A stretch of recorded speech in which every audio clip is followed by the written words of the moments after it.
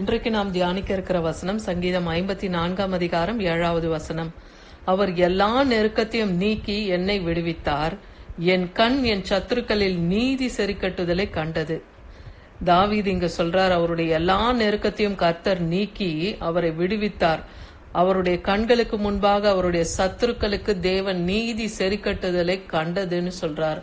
அப்போ தேவன் தமக்கு பயந்த பிள்ளைகளுக்கு, தம்முடைய பிள்ளைகளுக்கு, கர்த்தரை நம்புகிறவர்களுக்கு, நீதிமான்களுக்கு அவர் எல்லா நெருக்கத்திலிருந்தும் விடுவித்து அவர்களுக்கு கண்களுக்கு முன்பாகவே சத்துருக்களுக்கு நீதி சரி கட்டுதலையும் செய்வார்.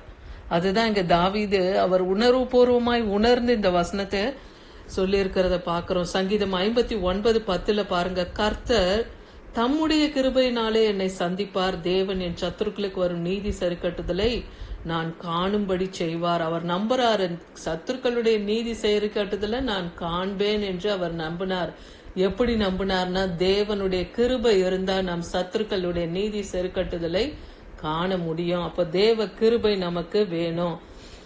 சங்கீதம் 112:8 பாருங்க, அவன் இருதயம் உறுதியா இருக்கும், அவன் சத்துருக்களின் சரி கட்டுதலை காணும் மட்டும் பயப்படாது இருப்பான். அப்ப கர்த்தர் தன்னோடு இருக்கிறார், அவருடைய கிருபை நம்ம கூட இருக்கு. அப்படி இருக்கும்போது நம்ம சத்துருக்கள் சரி கட்டுதலை காணும் மட்டும் நம்ம பயப்படாது இருப்போம். ஏன்னா நம்மோடு இருக்கிற கர்த்தர் பெரியவர், அவர் யுத்தத்தில் வல்லவர், செயலில் மகத்துவம் உள்ளவர், அவர் சர்வத்தையும் செய்ய அவர் வல்லவர் இல்லையா, சர்வத்தையும் அவர் படைத்து ஆள்கிறவர். அவர் அப்படிப்பட்ட தேவன் நம்மோடு கூட இருக்கிறார்னா நம்முடைய இருதயம் எதை குறித்தும் கவலைப்படாது இல்லையா. அவன் இருதயம் உறுதியா இருக்கும்னே சொல்றாரு. அவன் சத்துருக்களின் நீதி சரிக்கட்டுதலை காணும் மட்டும் அவன் பயப்படாது இருப்பான். அவன் எதற்கும் அவன் பயப்பட மாட்டான். சங்கீதம் 92:11 சொல்லுது, சத்துருக்களுக்கு நேரிடுவதை என் கண் காணும், எனக்கு விரோதமாய் எழும்புகிற துன்மார்க்கருக்கு நேரிடுவதை காது கேட்கும். இப்போ இன்னைக்கு நாமும் விசுவாசிக்கணும், சத்துருக்களுக்கு நீதி சரி கட்டுதலை நம் கண் காணும், நம் காது கேட்கும். அதை நாம் விசுவாசித்து நம் தேவனுக்கு அறிக்கையிடணும். ஏசப்பா, நீங்க சத்துருக்களுக்கு நீதி சரி கட்டுதலை என் கண் காண போகிறது, என் காதுகள் கேட்க போகிறது, அதுக்காக நாங்க உமக்கு நன்றி செலுத்துகிறோம் சொல்லி நாம ஜெபிக்கணும். அப்ப சத்துருக்களுக்கு, ஏன்னா தேவன் நமக்காக யுத்தத்தை செய்வார். இஸ்ரவேல் ஜனங்கள் எகிப்திலிருந்து கடந்து வந்த போது செங்கடலை கடக்கணும் இல்லையா, சிவந்த சமுத்திரத்தை. அப்போ யார் யுத்தம் செஞ்சா எகிப்தியர்களுக்கு? கர்த்தர் தான், ஆவியானவர் தான் இறங்கி அங்கே யுத்தம் செஞ்சாரு. அந்த அனைத்து படைகளையும், அவனுடைய எகிப்தின் சேனைகளை செங்கடல்ல கவிழ்த்து போட்டார். அவர்கள் ரதங்களை இயக்க முடியாதபடிக்கு அந்த ரதங்களை கடுமைப்படுத்தினார்னு பாக்குறோம். அப்ப கர்த்தர் நமக்காக யுத்தத்தை செய்வார். அப்ப சத்துருக்களுக்கு நேரிடுவதை நம் கண் காணும், நம் காது கேட்கும் என்பதை நம்ம விசுவாசிக்கணும். அதே போல தேவன் நம் பட்சத்துல இருந்தா சத்துருக்கள் சரி கட்டுதலை நாம் காண முடியும்னு சங்கீதம் 118:7 பாருங்க, எனக்கு அனுகூலம் பண்ணுகிறவர் நடுவில் கர்த்தர் என் பட்சத்தில் இருக்கிறார், என் சத்துருக்கள் சரி கட்டுதலை காண்பேன். தேவன் நம் பட்சத்தில் இருக்கும்போது அவர் நீதியை சரி கட்டுவார் சத்துருக்களுக்கு இல்லையா. அதை நம் கண் காணும் என்பதை நாம் விசுவாசிக்கணும்.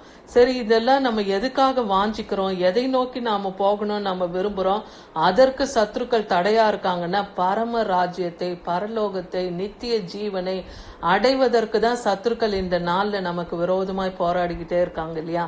அப்படிப்பட்ட அந்த பரம ராஜ்யத்தை அடையணும்னா 2 தீமோத்தேயு 4:18 சொல்லுகிறது வசனம் பாருங்க, கர்த்தர் எல்லா தீமை நின்றும் என்னை ரட்சித்து தம்முடைய பரம ராஜ்யத்தை அடையும்படி காப்பாற்றுவார், அவருக்கு சதா காலங்களிலும் மகிமை உண்டாவதாக அப்படின்னு ஆமேன்னு எழுதியிருக்கு. கர்த்தர் எல்லா தீமை நின்றும் நம்மை ரட்சிக்க வல்லவர் இல்லையா. அவர் நம்ம அந்த பரம ராஜ்யத்துக்கு அழைத்து கொண்டு போகும் மட்டும் நமக்கு வாக்கு பண்ணியிருக்கிறார், நித்திய ராஜ்யத்துக்கு உங்களை கொண்டு போவேன், நித்திய ஜீவன்ல உங்களை கொண்டு போய் சேர்ப்பேன்னு சொல்லி நமக்கு வாக்கு பண்ணி நமக்கு உடன்படிக்கை பண்ணி இருக்கிறாரா. அப்ப அவர் உடன்படிக்கையை காக்கிற தேவனா இருக்கிறார். அவர் நம்மை தீமை நின்று ரட்சித்து நம்மை அந்த பரம ராஜ்யத்திலே கொண்டு போய் நம்மை காப்பாற்றுவார் என்கிற அந்த நிச்சயம் நம் இருதயத்துல காணப்படணும். சதா காலமும் நாம் அவருக்கு மகிமையை செலுத்தணும், கனத்தை நாம் செலுத்தணும். சங்கீதம் 91:8 பாருங்க, உன் கண்களால் மாத்திரம் நீ அதை பார்த்து துன்மார்க்கருக்கு வரும் பலனை காண்பாய். இன்னைக்கு வசனமே அதுதான், சத்துருக்களுக்கு நீதி சரி கட்டுதலை காணும், துன்மார்க்கனுக்கு வரும் பலனை நீ காண்பாய்னு சொல்றாரு. இன்னைக்கு நம்முடைய எல்லைகளிலே, நாம் பிள்ளைகள் படிக்கிற எல்லையாகட்டும், நம் கணவன்மார்கள் நாமோ வேலை செய்கிற எல்லையாகட்டும், இல்ல ஊழியத்தின் பாதையாகட்டும், எந்த எல்லையிலே நமக்கு நெருக்குதல் வந்தாலும் கர்த்தர் பார்த்துட்டு அவர் சும்மா இருக்க மாட்டார். அவர் தன் பிள்ளைகளுக்காக அவர் யுத்தத்தை செய்வார். அதை நம் கண் காணும். உன் கண்களால் மாத்திரம் நீ அதை பார்த்து துன்மார்க்கருக்கு வரும் பலனை காண்பாய்ன்னு சொல்றாரு. எத்தனையோ மறைமுகமான பிசாசின் யுத்தங்கள் கூட நமக்கு நடந்து கொண்டு இருக்கலாம். அநேக நேரம் நம்ம கலங்கி தவிப்போம், ஏன் நமக்கு இந்த போராட்டம், ஏன் நமக்கு இந்த சோதனைன்னு. ஆனா அந்த யுத்தத்தையும், அந்த ஆவிக்குரிய யுத்தத்தையும் தேவன் நமக்கு அவர் ஜெயம் எடுப்பார். நமக்காக அவர் யுத்தத்தை செய்து ஜெயம் எடுப்பார். நாம் என்ன செய்யணும்? தேவனை துதித்து அவரை நாம் மகிமைப்படுத்தும் போது துன்மார்க்கருக்கு வரும் பலனை நாம் காண முடியும். நம் கண்கள் மாத்திரம் அதை காணும்படியாய் செய்வார். சங்கீதம் 58:11 சொல்லுது, அப்பொழுது மெய்யாய் நீதிமானுக்கு பலன் உண்டென்று, மெய்யாய் பூமியிலே நியாயம் செய்கிற தேவன் உண்டென்று மனுஷன் சொல்லுவான். அப்போ ஒரு மனுஷனுக்கு விரோதமா இன்னொரு மனுஷன் எழும்புறான்னா, அப்போ தேவன் யாரோடு கூட இருக்கிறாரோ அந்த யுத்தத்திலே அவங்க ஜெயத்தை பெறும்போது அப்ப எல்லா மனுஷரும் அறிவாங்க, நியாயம் செய்கிற தேவன் உண்டு. அந்த அநியாயக்காரனுக்கு நேரிடுகிறத எல்லாருடைய கண்களும் பார்க்கும். அதுதான் இங்க சொல்றார், நியாயம் செய்கிற தேவன் உண்டென்று மனுஷன் சொல்லுவான் சொல்லப்பட்டு இருக்க. அதே போல பழி வாங்குதல் தேவனுக்குரியது. நாம போய் அந்த ஒரு மனுஷனே நாம பழி வாங்க தேவையில்லை. ஏன்னா பழி வாங்குதல் அவருக்குரியது. நானே பதில் செய்வேன்னே சொல்றாரு. அப்போ சங்கீதம் 58:10 சொல்றார், பழி வாங்குதலை நீதிமான் காணும் போது மகிழ்வான், அவன் தன் பாதங்களை துன்மார்க்கனுடைய ரத்தத்திலே கழுவுவான். அப்ப இததான் தேவன் நியாயம் செய்கிறார் என்று பார்க்கிற மனுஷர்கள் சொல்லுவாங்க. என்ன தேவன் நம்மோடு கூட இருந்து அந்த யுத்தத்தை செய்கிறத பாக்குறோம்.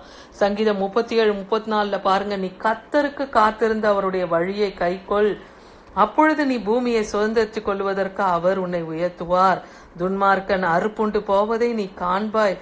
அப்போ நமக்கு தேவன் நம்மோடு கூட இருந்து யுத்தத்தை செய்து அந்த நீதி சரி கட்டுதல், சத்துருக்கு நீதி சரி கட்டுதலை நாம் காணணும்னா நாம இப்ப என்ன செய்யணும்னா தேவ சமூகத்திலே நாம் காத்திருக்கணும். தேவனை துதித்து மகிமைப்படுத்தி ஸ்தோத்திர பலிகளை இட்டு நாம் வேதம் வாசித்து பாடி புகழ்ந்து அவரை நாம் மகிமைப்படுத்தி கர்த்தர் சமூகத்துல காத்திருக்கணும். நம்முடைய வழிகளை கர்த்தருக்கு ஒப்புவிக்கணும். அந்த யுத்தத்தை செய்ய தேவனிடத்துல நம்முடைய காரியங்களை எல்லாம் ஒப்புவித்து அவர் சமூகத்திலே நாம் ஜெபித்து காத்திருக்கும் போது கர்த்தர் நீ இந்த பூமியை சுதந்திரித்துக் கொள்ளுவதற்கு உன்னை அவர் உயர்த்துவார்னே வசனம் சொல்லுது. துன்மார்க்கன் அறுப்புண்டு போவதை நீ காண்பாய். ஏன்னா துன்மார்க்கனுக்கு நல் முடிவு இல்லைன்னே சொல்றாரு இல்லையா? அப்ப அவங்க அறுப்புண்டு போவதை நாம் காண முடியும்.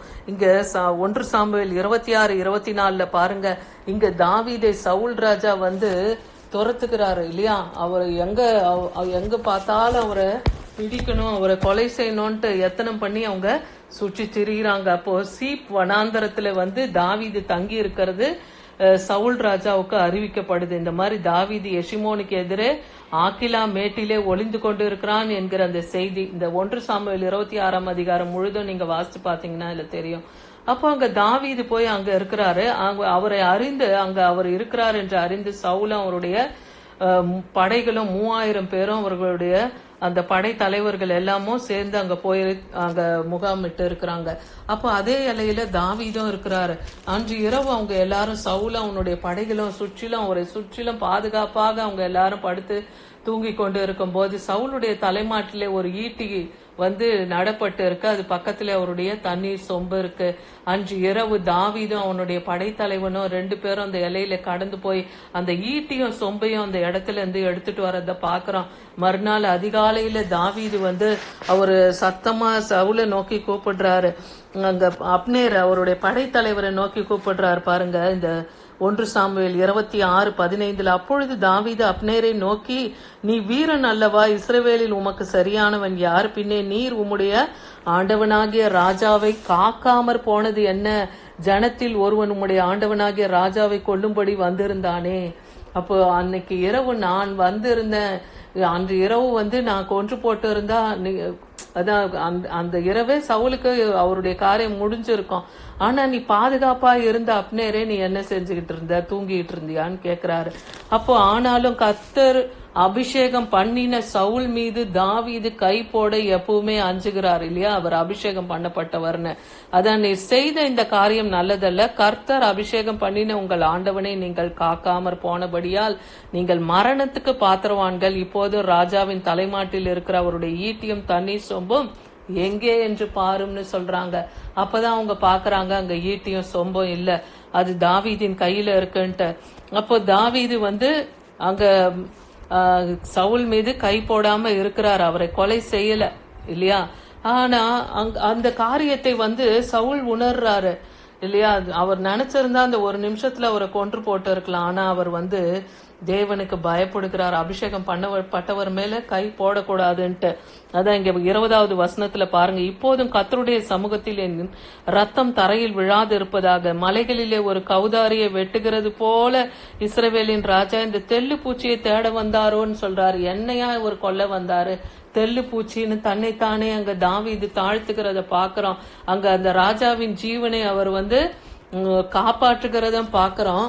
அவரை கொலை செய்யாது இருக்கிறாரு. உண்மையா தேவனுக்கு பயந்த தாசனா அங்க காணப்படுறாரு. 24வது வசனத்துல பாருங்க, இதோ உம்முடைய ஜீவன் இன்றைய தினம் என் பார்வைக்கு எப்படி அருமையா இருந்ததோ அப்படியே என் ஜீவனும் கர்த்தருடைய பார்வைக்கு அருமையா இருப்பதனால் அவர் என்னை எல்லா உபத்திரங்களுக்கும் நீங்களாக்கி விடுவாராக என்றான். அப்போ உன் ஜீவனை இன்னைக்கு காப்பாத்த என்ன தேவன் தெரிந்து கொண்டாரு. என் ஜீவனையும் உன் கையிலிருந்து மீட்கவும் என் தேவன் வல்லவர், அவர் நீங்களாக்கி விடுவிப்பார்னு இங்க தாவீது சொல்லுகிறத பாக்குறோம். அடுத்த வசனத்துல பாருங்க, 1 சாமுவேல் 26:25, அப்பொழுது சவுல் தாவீதை நோக்கி, என் குமாரனாகிய தாவீதே, நீ ஆசிர்வதிக்கப்பட்டவன், நீ பெரிய காரியங்களை செய்வாய், மென்மேலும் பலப்படுவாய் என்றான். அப்படியே தாவீது தன் வழியே போனான், சவுலும் தன் ஸ்தானத்துக்கு திரும்பினான்.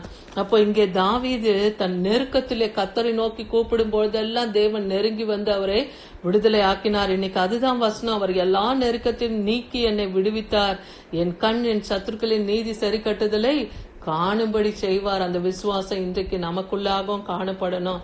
தேவனை நாம் நம்பி விசுவாசிக்கும் போது கர்த்தர் நமக்காக யுத்தத்தை செய்து சத்துருக்கள் நீதி சரி கட்டுதலை நம் கண் காணும்படியாகும், காது கேட்கும்படியாகும் செய்வார். ஆமேன்.